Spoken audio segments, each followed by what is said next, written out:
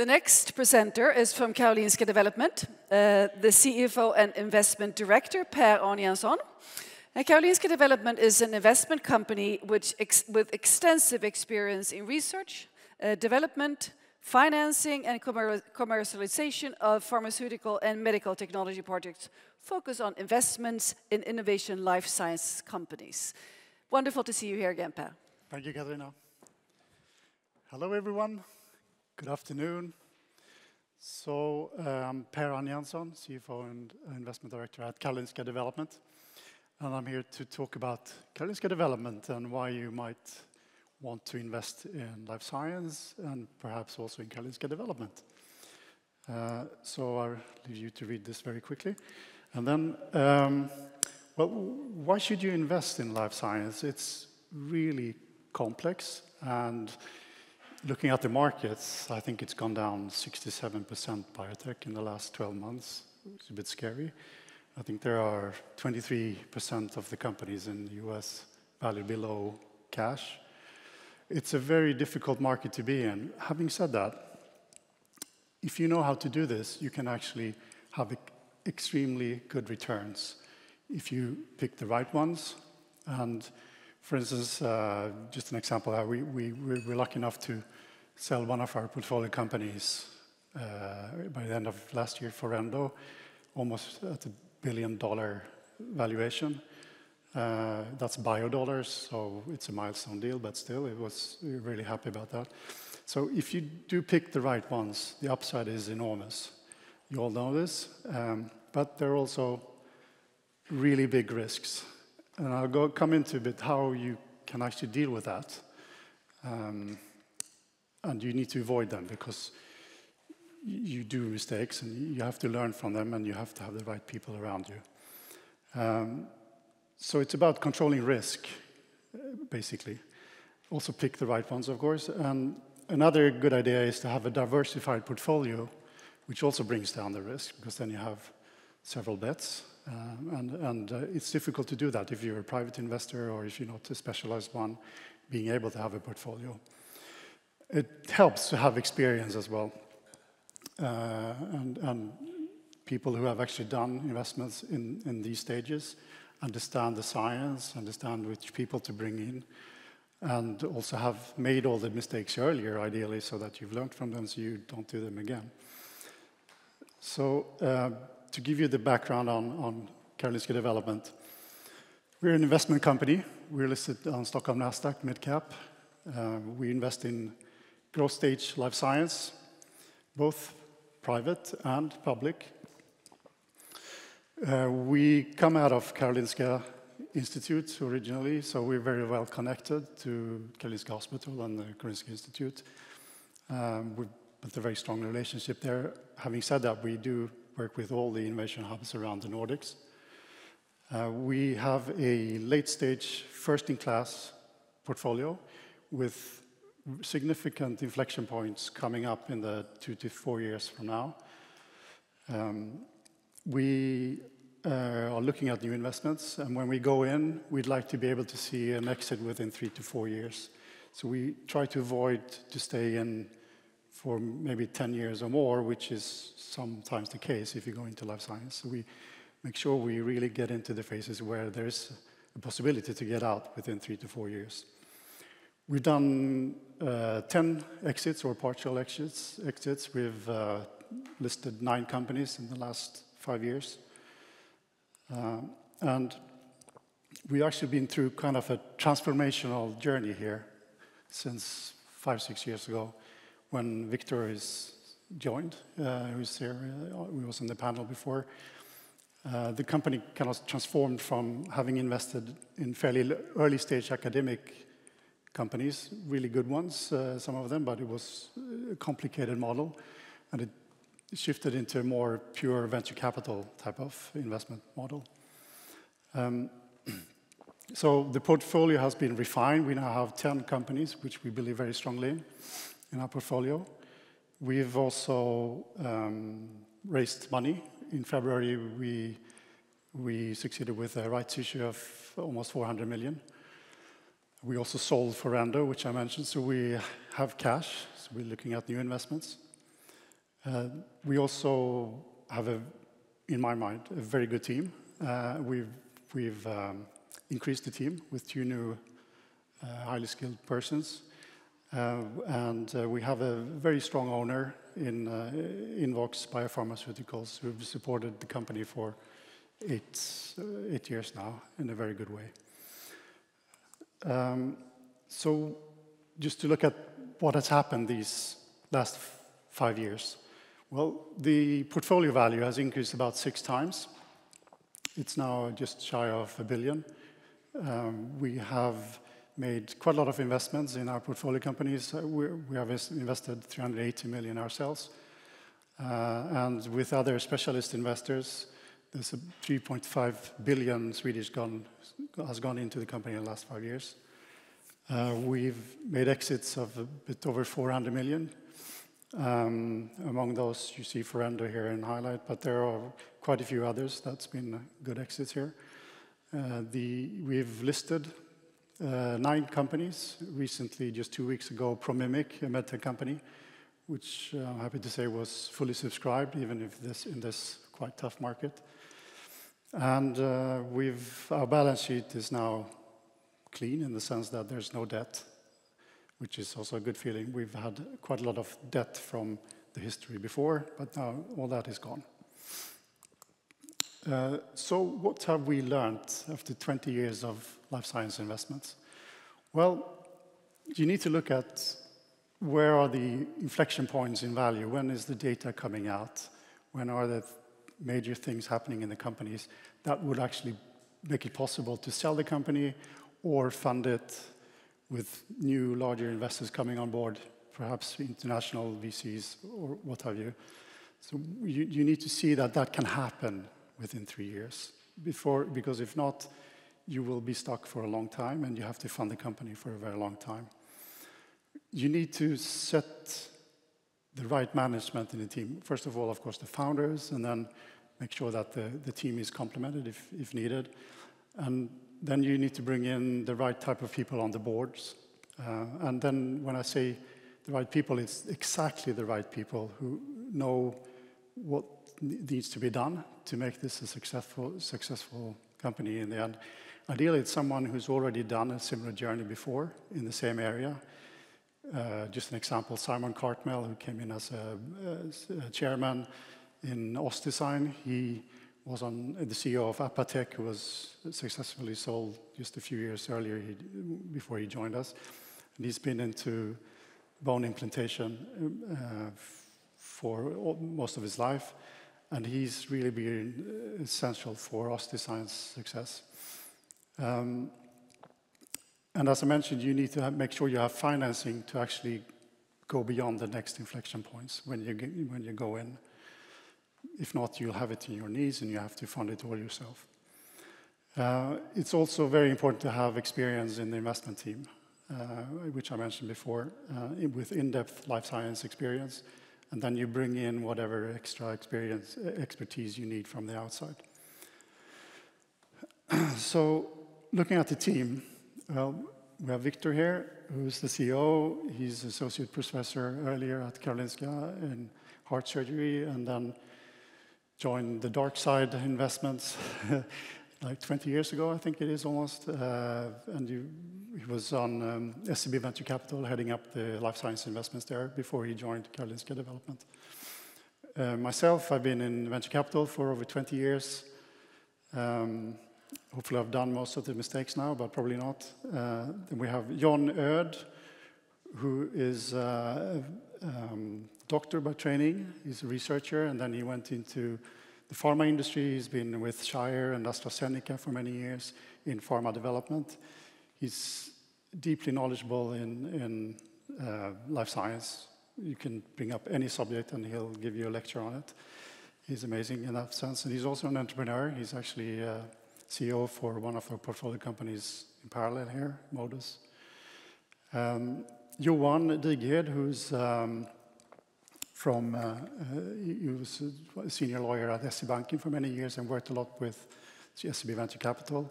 He joined a couple of years ago and he's also experienced in making investments.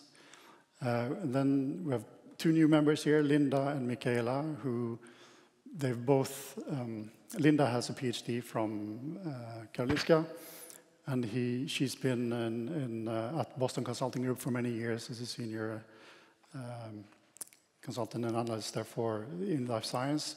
She was also CEO for a medtech company before joining us.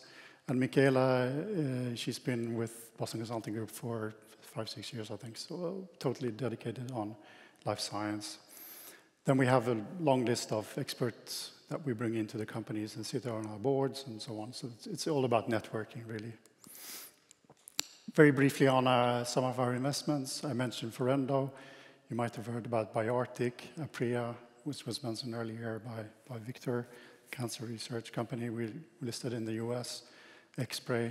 I won't go into the details here, but there are some fine companies that come out from Karolinska over the years. So this is maybe the core of our business, apart from looking at new investments. These are the ones we engage with on a daily basis, more or less. We always sit on the board of these companies. We're very active. We talk to the CEO, and we help out with wherever we can. And I won't go into detail on all of these, but just a quick run through. Aktier I mentioned, it's oncology. Modus is sepsis. Hopefully we'll have a nice readout of phase 1 later this year. We have Dilafor, which is perhaps the one which we hope to be able to exit near term. We'll see. We're waiting for additional phase 2 data coming out later this year. And when we get to this stage, just as in general, we do engage special corporate finance firm specialized in exactly the area that the company is, who knows how to sell this to the big pharma. As an alternative, we look at listing the companies. So it's a dual track always to kind of try to maximize the exit. And then we have Umicrine, which we have a very strong belief in, very interesting data already came out, and we're now going into later phase 2 studies. They've shown also quite interesting data on neuroinflammation, which might broaden up the indication areas here. But mainly they're looking at liver diseases at the moment. Then we have Svenska Vaccinfabriken, which is a vaccine company. Maybe not so common, but they actually have therapeutic vaccines. They're focusing on hepatitis B and D, which is very major diseases, as you might know, and this is actually potentially a way to treat hepatitis B and D. They also have a COVID-19 vaccine. The interesting thing with that vaccine is that it doesn't go on the spike thing on the virus, so it actually goes onto the virus itself, and it potentially could be efficient towards future mutations of COVID-19, which I think we should expect that we will see. Anacardio is also one of the companies where we see hopefully a shorter journey for us. It looks really promising, and we're now going into phase 2 studies soon here. It's in heart failure, which is one of the biggest diseases we have to treat in the world. Biosurgeon is more of a passive investment. We're not active in that company, although we think it's a highly interesting company. We then have 2 medtech companies at the moment. One is, and you might have heard about them, OssDesign has been on the stock exchange for some while. Bone implants for the skull and also for the spine now. It's really an interesting material which actually transforms into bone. A ceramic that transforms after 18 months or so into bone. So it's extremely innovative, and they're now scaling up in the US. Promimic is a coating on implants as well, which helps fixing the bones into the body in a much better way. And they're now scaling up in the US. So those are in commercial phases So what is then our investment strategy? Well, we look at the Nordics mainly. We can go outside if there are good partners investing with us, also internationally. So we do look outside the Nordics. On the left-hand side here, you see the typical VC model, which is early mid-stage companies. That means in pharma, it's when they go into clinical phase 1 or 2, normally we would look at. And in medtech, we would normally look at companies where they're in the commercial phase, where they started to have some revenue, maybe about 10, 20 million or so in revenue. That's our focus when we engage. And then we help these companies to develop further.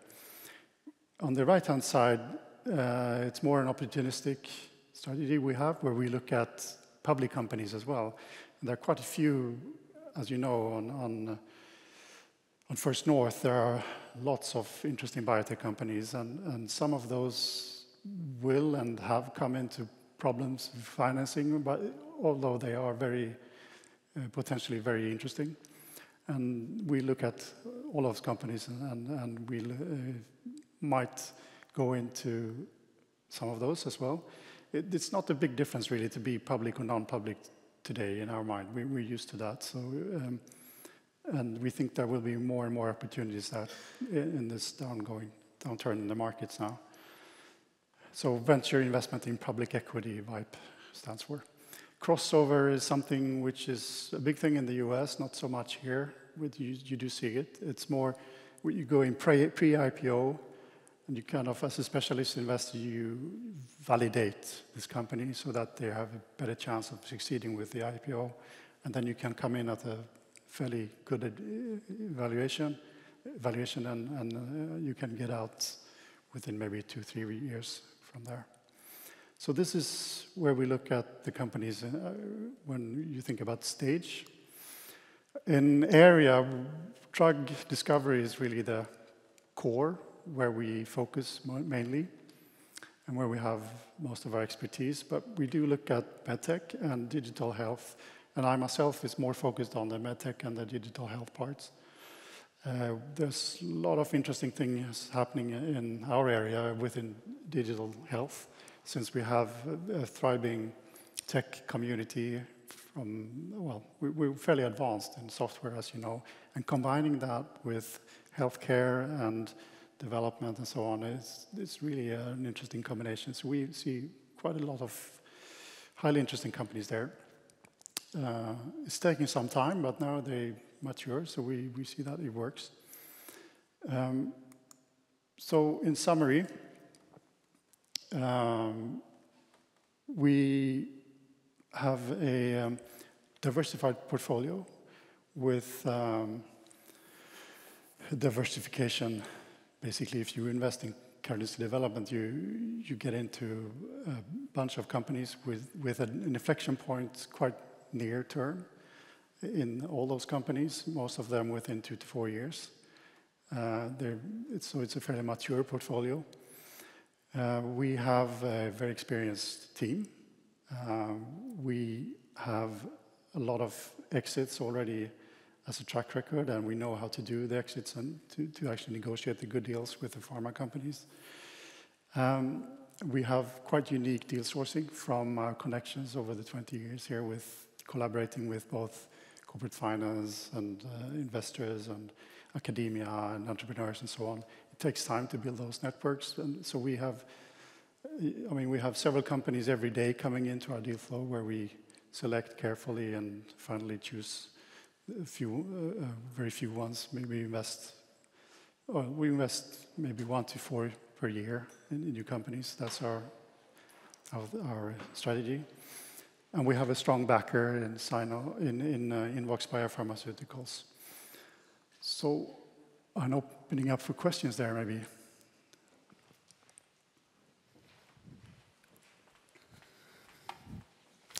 Well, thank you very much, Per. I'm curious, and maybe some people, some in the audience are too.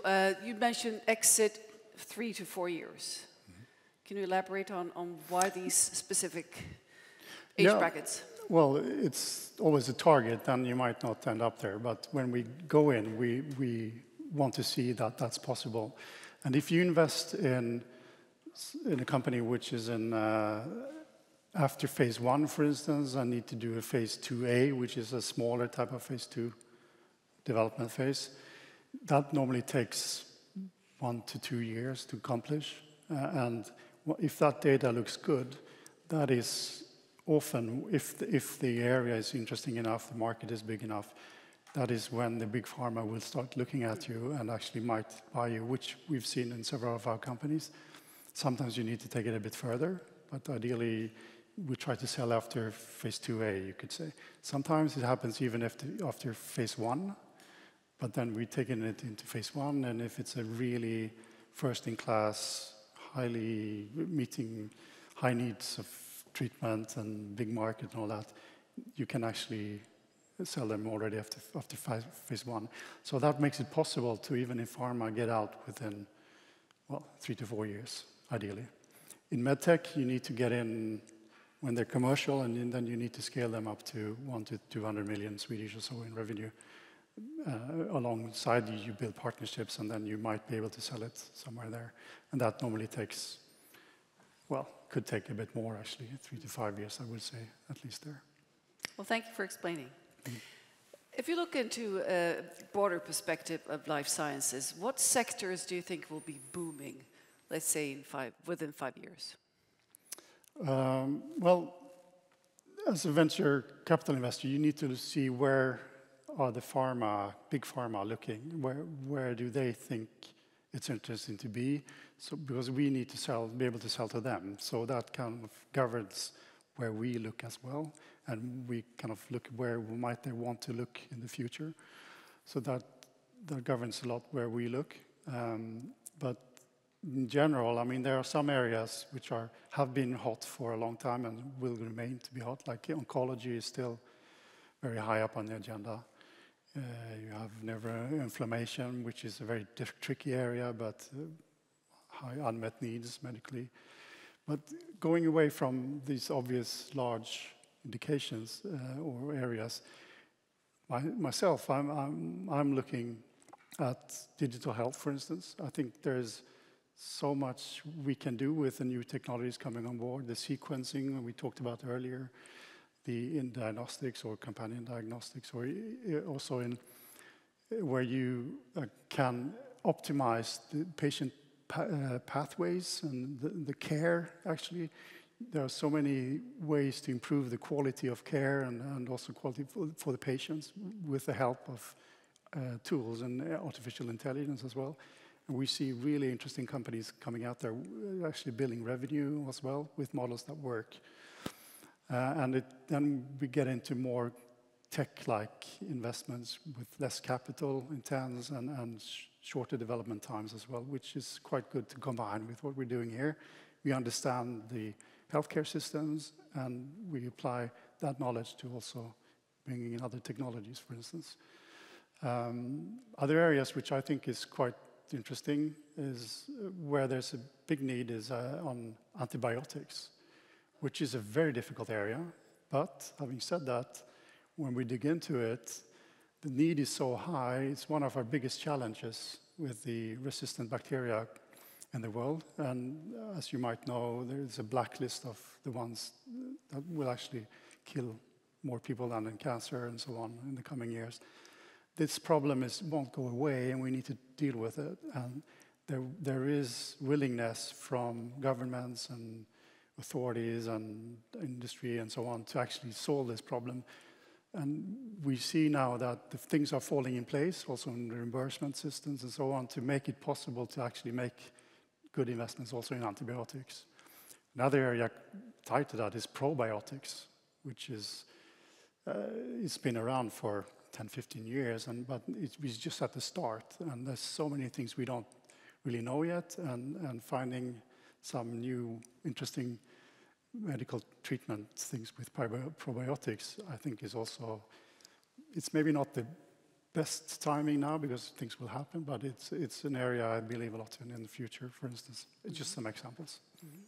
Well, thank you very much for sharing your expertise, Per. Thank you. Thank you.